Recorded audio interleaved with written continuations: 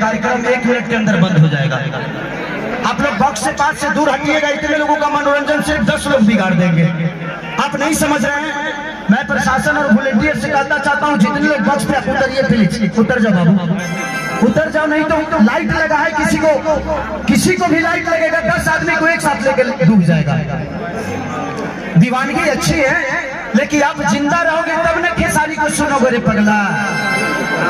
हमारे जान से ज्यादा आपकी जान की कीमत है कि खेसारी को आपने बनाया है, मैंने आप सबको नहीं बनाया। इसलिए मैं रिक्वेस्ट कर रहा हूँ, जितने भी लोग बॉक्स के पास हैं, जहाँ नंगा तार है, जहाँ वायर है, प्लीज आप वहाँ से दूर हो जाइए, क्योंकि खेसारी से ज्यादा जरूरी आपको अपने परिवार की है। हम तो मनोरंजन आपको अपने गाने के माध्यम से, यूट्यूब के माध्यम से भी करा सकते हैं, लेकिन आप जिंदा रहेंगे तो अपने परिवार के लिए तो रहेंगे ना।